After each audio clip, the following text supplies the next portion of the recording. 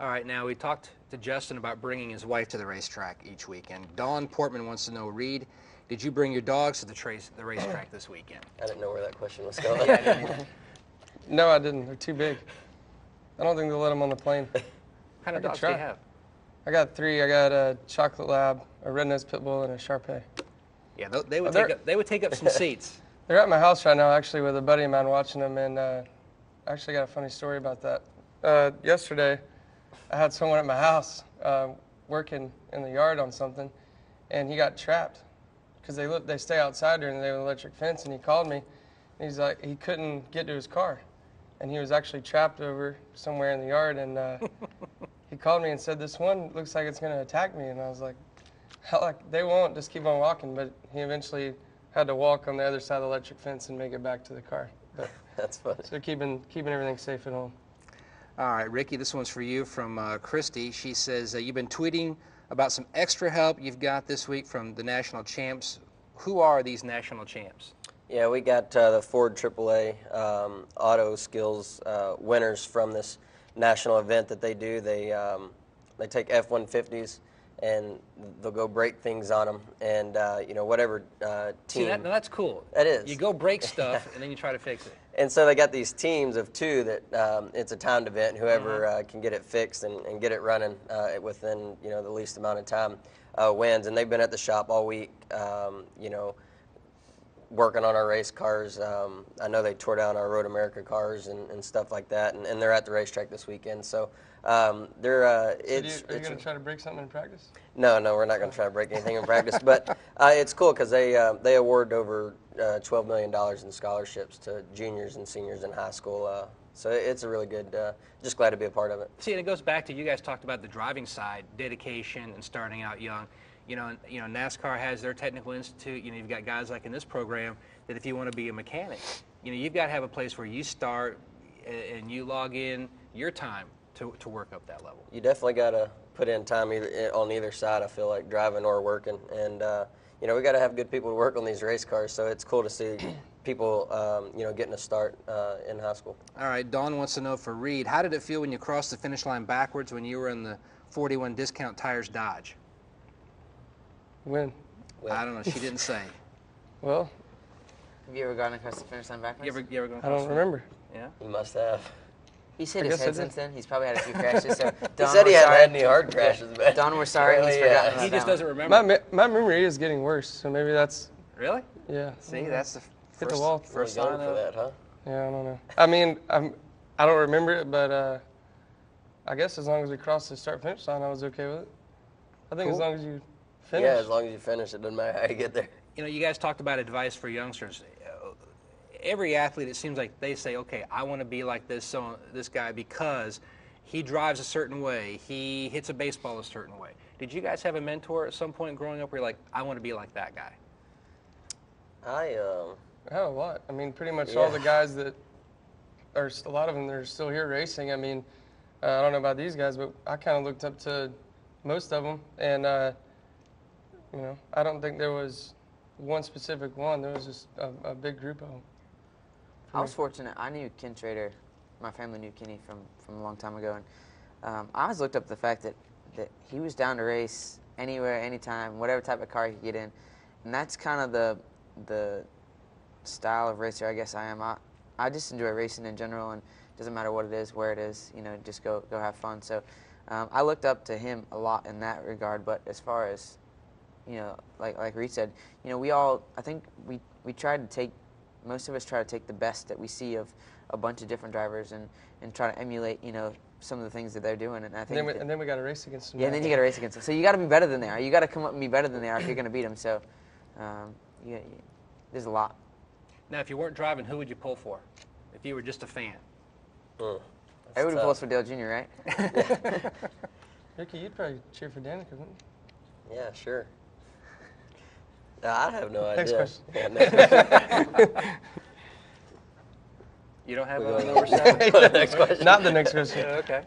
All right, Ricky, this one's also for you, besides Danica. Question is, you had a chance to drive for the Wood Brothers. What was that like, and would you love to do it again? Because you look at their history. Back in '98, when they had NASCAR's 50 greatest drivers, it was like 35 or 38 of them had driven for the Wood Brothers at one point in time in their career. That was definitely a great opportunity. You know, I got over to the shop and they took me all through the history. I got a history class on the Wood Brothers, which was really cool, seeing, you know, what their dads have done and you know, where they built this company too. And you know, what's cool about over there is they're just racers. I mean, even the guys working there, they just want to race. And it was a great opportunity that, you know, I know a lot of people would like to have. You know, Tony Stewart called me and said he was jealous, and I asked him why, and he said because he's always wanted to run for the Wood Brothers at least once, and I was getting the opportunity to. So it was definitely a opportunity of a lifetime to drive for them and all the history that they've had in NASCAR.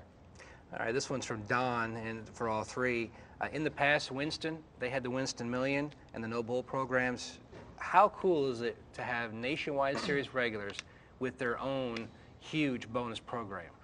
I mean, and the chance where you could walk away with $1 million at season's end. I think it's huge. I mean, to have Nationwide Insurance step up like they have, you know, there's a lot of talk about the Cup guys coming down and racing in the Nationwide Series, and whether it's good or it's bad for the sport or whatever. But you know, the Nationwide has done an awesome job of trying to give our series its own identity.